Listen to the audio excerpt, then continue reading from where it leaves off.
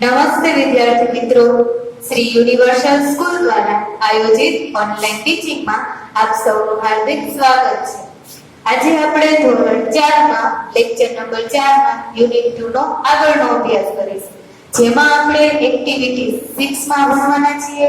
Activity 6 માં આપણને એક સરસ મજાની કવિતા આપેલી છે, બરાબર? અત્યારે તમે બોર્ડ પર જોઈ શકો છો કે મેં તમારી સામે બે આકાર દોર્યા છે. એક ત્રિકોણનો આકાર છે, એક ચોરસનો આકાર છે. તો આના આધારે તો તમને ખ્યાલ આવી જ ગયો હશે કે આ પોયમ શેની છે, તો કે એક આકારો વિશેની પોયમ છે, બરાબર? તો ચાલો આપણે આ પોયમનો વિગતવાર અભ્યાસ કરીએ. તો સૌપ્રથમ આપણે શું કરશું, તો કે જે મેં તમારી સામે આટલી પોયમની પંક્તિઓ લખેલી છે એ પંક્તિઓનું એક વખત વાંચન કરી લઈએ. A triangle has three sides. Three sides, three sides. A triangle has three sides. Count 1, 2, 3. A square has four sides. Four sides, four sides. A square has four sides. They are all the same. તો હવે આપણે એને સમજીએ, બરાબર? તો પહેલી પંક્તિ છે a triangle has three sides. તો શું છે? આર્ટિકલ છે. આર્ટિકલ લાગેલો છે એનો મતલબ કે તે વસ્તુ કેટલી હશે? એક જ હશે. તો a triangle, ટ્રાયેંગલ એ આકાર છે. કયો આકાર છે? તો કે તમને જે આ બાજુમાં ત્રિકોણ દોરેલો દેખાય છે એને અંગ્રેજીમાં ટ્રાયેંગલ કહેવાય, બરાબર? તો ટ્રાયેંગલ એટલે કયો શેપ થશે? ત્રિકોણ. હેઝ, આપણે હેઝ શીખાતા એટલે ગુજરાતી શું થતું હતું? પાસે છે.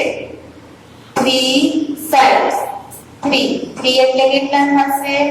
3. અને પછી આપ્યું છે તમને સાઇડ. સાઇડ એટલે શું થશે? તો કે બાજુ. તો આખી પંક્તિનું ગુજરાતી ત્રિકોણ પાસે 3 બાજુઓ હોય છે. પણ આપણે એવું ન કહી શકીએ તેની પાસે. શું કહીશું? તો કે ત્રિકોણને 3 બાજુઓ હોય છે. આપણે હેઝ વાળો જ્યારે ટોપિક ભણ્યા હતા ત્યારે મેં તમને સમજાવ્યું ક્યારે આપણે ને લઈશું અને ક્યારે આપણે પાસે છે એવું ગુજરાતી લઈશું, બરાબર? તો અહીંયા આપણે શું લઈશું? ત્રિકોણને 3 બાજુઓ છે. તમે ચિત્રમાં પણ જોઈ શકો છો. અહીંયા ત્રિકોણ છે, બાજુઓ એટલે તેની બાજુમાં જે સાઈડ બતાવેલી છે એને આપણે બાજુઓ કહીશું. એની 3 બાજુ. તો પહેલા એની આ એક બાજુ થશે, આ છે એની શું છે? પહેલી બાજુ છે. પછી આ બાજુ છે એ એની બીજી બાજુ છે. અને જે આ નીચેની જે આ લાઈન છે એ એની ત્રીજી બાજુ. તો 1, 2, 3. ત્રિકોણને કેટલી બાજુઓ હોય છે? 3 બાજુઓ હોય છે, બરાબર? ત્યાર પછીની પંક્તિ જોઈએ. 3 sides, 3 sides. 3 એટલે શું થશે? 3. સાઈડ એટલે બાજુઓ. અહીંયા પાછું સેમ આપ્યું છે. 3 sides એટલે 3 બાજુઓ. તો ત્રિકોણને 3 બાજુઓ હોય છે. 3 બાજુઓ, 3 બાજુઓ, બરાબર? પંક્તિ કઈ તમને આપેલું છે. ત્યાર પછીની નેક્સ્ટ જોઈએ. A triangle has 3 sides. પાછી સેમ પહેલી પંક્તિ છે એ જ રિપીટ થઈ છે. એમાં પણ શું કહેવા માંગે છે? A triangle એટલે એક ત્રિકોણ. હેઝ એટલે આપણે પાસે નહીં પણ શું લેશું? હેઝ નું ને. તો a triangle has 3 એટલે 3 સાઈડ એટલે બાજુઓ. તો ત્રિકોણને 3 બાજુઓ હોય છે. પછી આપ્યું છે કાઉન્ટ 1, 2, 3. તો સૌપ્રથમ કાઉન્ટ એટલે શું થાય? તો કે ગણવું. આપણે કોઈ પણ સંખ્યાને 1, 2, 3, 4 એવી રીતે ગણીએ છીએ તેને અંગ્રેજીમાં શું કહેવાય? કાઉન્ટ કહેવાય. 1 એટલે થશે 1, 2 એટલે થશે 2 અને 3 એટલે થશે 3. તો તમને શું કહે છે પંક્તિમાં? કે ત્રિકોણને 3 બાજુઓ હોય છે. તો ચાલો એને કાઉન્ટ કરો. કાઉન્ટ કરશો એટલે તમને કેટલી બાજુઓ જોવા મળશે? 1, 2, 3. આપણે ત્રિકોણમાં મેં તમને હમણાં કાઉન્ટ કરીને બતાવેલી. ત્રિકોણની 3 બાજુઓ છે 1 2 અને 3. તો તમને અહીંયા શેના વિશેની માહિતી આપી? એક આકાર છે, એ કયો આકાર હતો? ત્રિકોણ. જે ત્રિકોણ છે એને આપણે અંગ્રેજીમાં શું કહેશું? ટ્રાયેંગલ. બરાબર. હવે ત્યાર પછીની નેક્સ્ટ પંક્તિ જોઈએ તો એમાં તમને કયા આકાર વિશેની માહિતી આપેલી છે? તો અહીંયા ચિત્ર જુઓ. એ પંક્તિની બાજુમાં તમને ચિત્ર દોરેલું દેખાડું છે. બરાબર. તો આ ચિત્ર છે એ શેનું છે? ચોરસનું છે. તો હવે જે આ ચારે ચાર પંક્તિ હશે એ શેના વિશેની માહિતી આપેલી હશે? એમાં આપણને ચોરસ વિશેની માહિતી આપેલી હશે. તો ચાલો એને સમજવાની શરૂઆત કરીએ. ચાલો હવે નેક્સ્ટ પંક્તિમાં જોઈએ. A square has 4 sides. આપણે હમણાં જ જોયું. A એટલે શું થશે?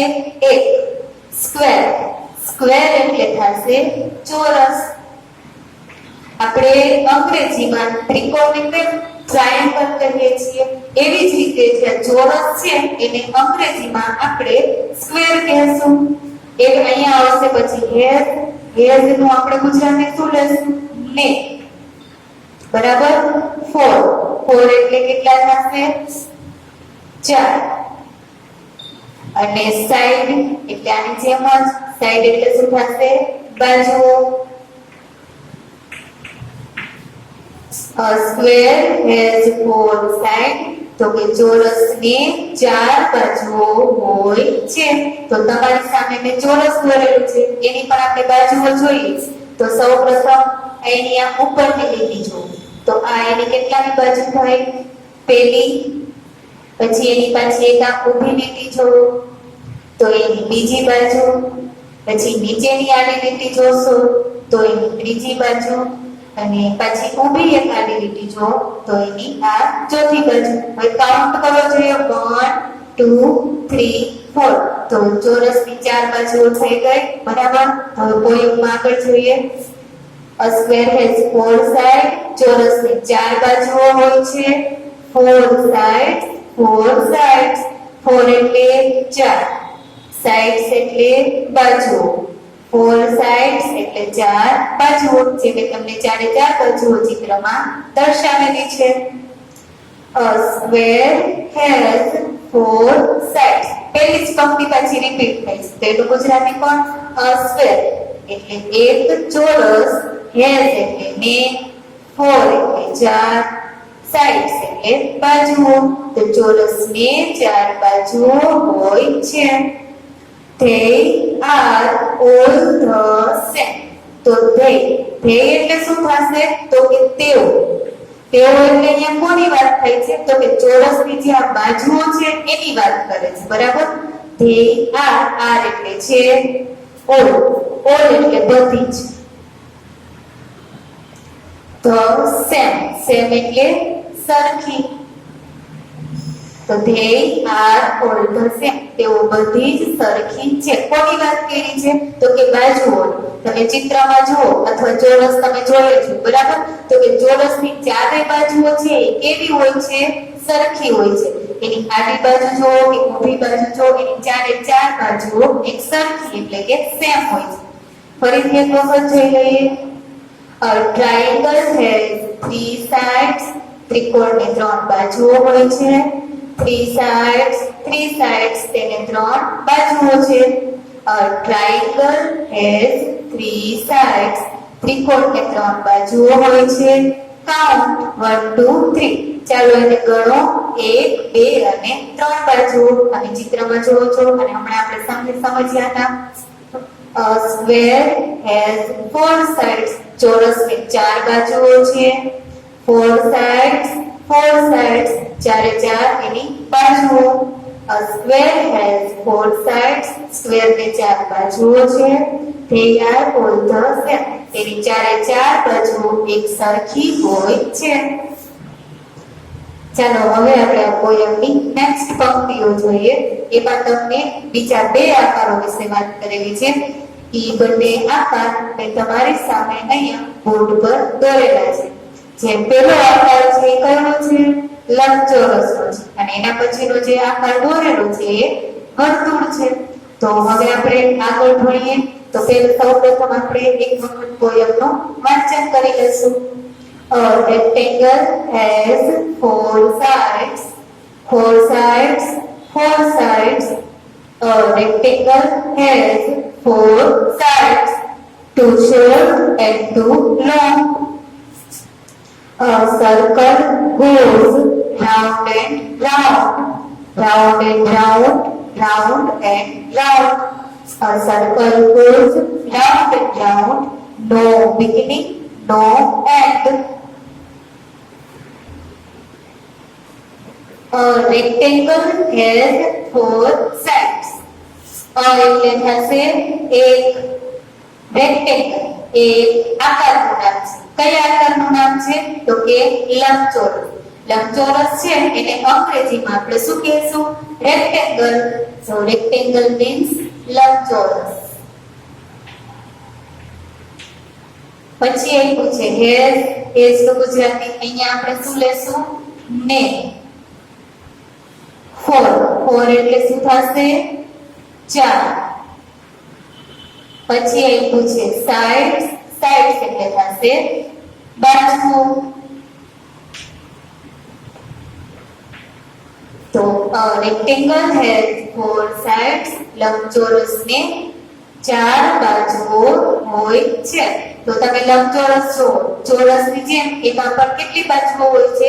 ચાર બાજુ. તો ચાલો આપણે એને કાઉન્ટ કરીએ.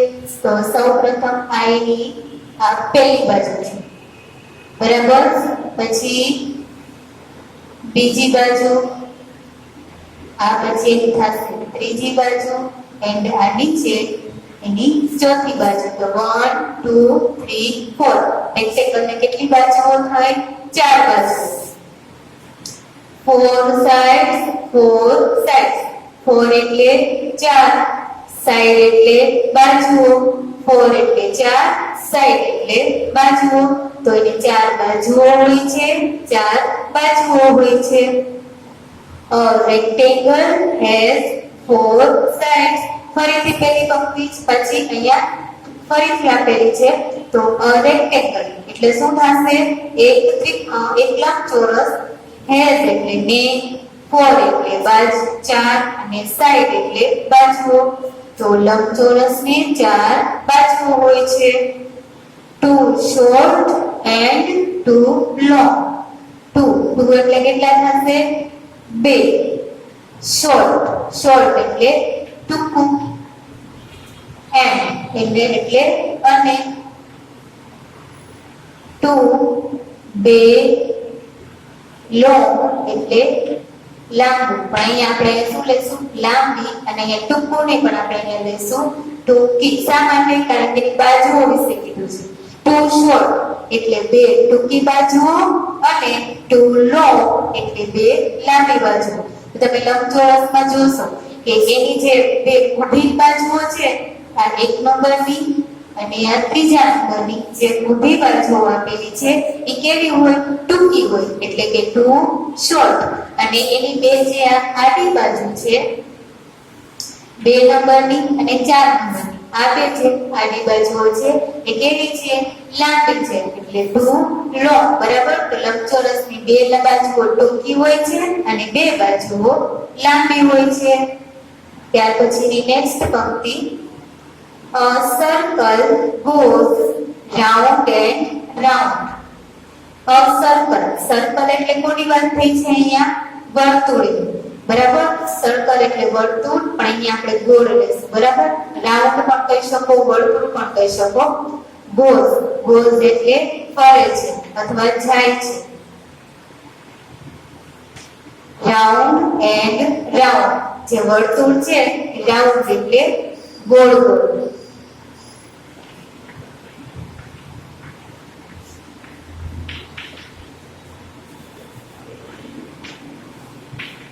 A circle goes round and round. તો કે જે આ સર્કલ છે, સર્કલ કોને કીધું છે? તો કે જે આ વર્તુળ આપ્યું છે એને અંગ્રેજીમાં શું કહેવાય? સર્કલ કહેવાય. તો સર્કલ છે એ વર્તુળ છે એ કેવું હોય? તો કે ગોળ અને ગોળ. ગોળ અને ગોળ એટલે તો કે જે સર્કલ છે એ આખે આખું ગોળ ગોળ ફરે છે. તમે રાઉન્ડ જોશો, બરાબર, તો આખે આખું કેવું હશે? ગોળ શેપમાં આપેલું હશે. એની કોઈ પણ બાજુઓ પણ ન હોય અથવા એનો કોઈ અલગ જ આખો રાઉન્ડ છે કોઈ એ કેવું ફરે છે? ગોળ ગોળ ફરે છે. Round and round, round and round. Round એટલે મેં તમને અહીંયા જ કીધું હમણાં ગોળ ગોળ, બરાબર? તો સર્કલ છે એ આખું ગોળ ગોળ રાઉન્ડમાં ફરે છે. A circle goes round and round. A circle એટલે એક વર્તુળ, goes એટલે ફરે છે, round and round એટલે ગોળ અને ગોળ. સર્કલ છે વર્તુળ એ ગોળ ગોળ ફરે છે. No beginning, no end. No એટલે નથી. beginning, beginning એટલે શરૂઆત. No એટલે નથી અને એન્ડ એટલે એનો અંત. તો કે જે આ રાઉન્ડ છે એની કોઈ શરૂઆત પણ નથી અને એનો કોઈ અંત પણ નથી. કેવા શું માંગે છે? તમે રાઉન્ડ છે ગમે ત્યાંથી સ્ટાર્ટ કરી શકો છો દોરવાનું અને ગમે ત્યાં પણ પૂરું કરી શકો છો, પણ એનો શેપ છે કેવો આવવો જોઈએ? રાઉન્ડમાં આવવો જોઈએ. ચાલો ફરીથી એક વખત જોઈ લઈએ. Rectangle has 4 sides. લંબચોરસની 4 બાજુઓ હોય છે. 4 sides, 4 બાજુઓ હોય છે. A rectangle has 4 sides. તેને 4 બાજુઓ છે. 2 short and 2 long. એની 4 બાજુઓમાં 2 બાજુઓ લાંબી છે અને 2 બાજુઓ ટૂંકી છે. A circle goes round and round. જે સર્કલ છે વર્તુળ એ ગોળ ગોળ ફરે છે. Round and round, round and round, ગોળ ગોળ ફરે છે. A circle goes round and round. વર્તુળ છે એ ગોળ ગોળ ફરે છે.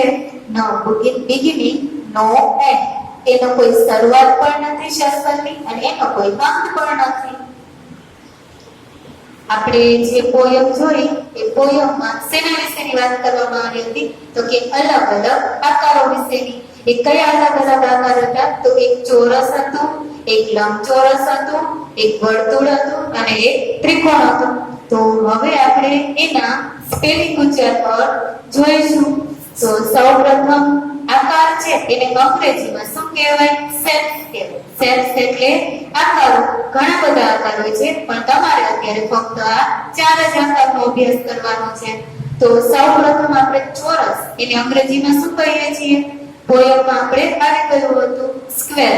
તો ચાલો આપણે સ્ક્વેર નો સ્પેલિંગ જોઈએ.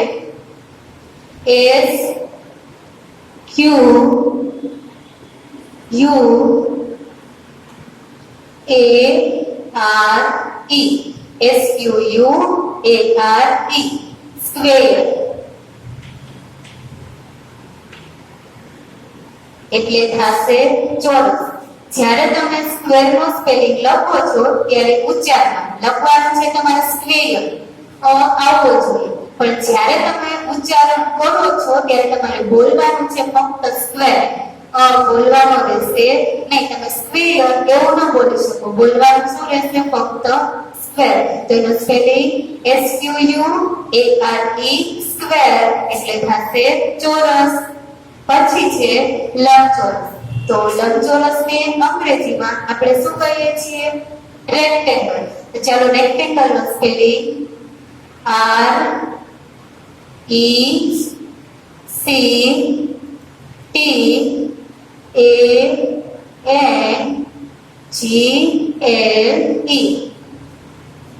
RECTANGLE. Rectangle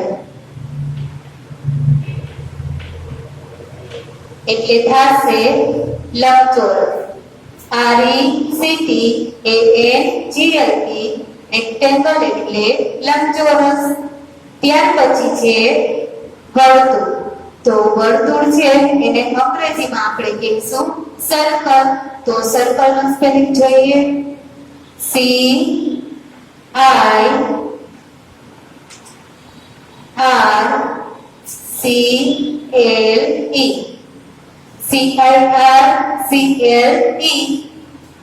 circle.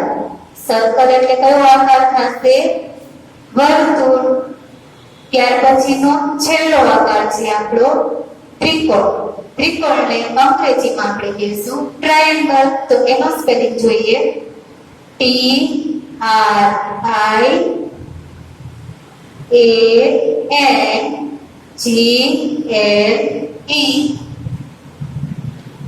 ટ્રાયેંગલ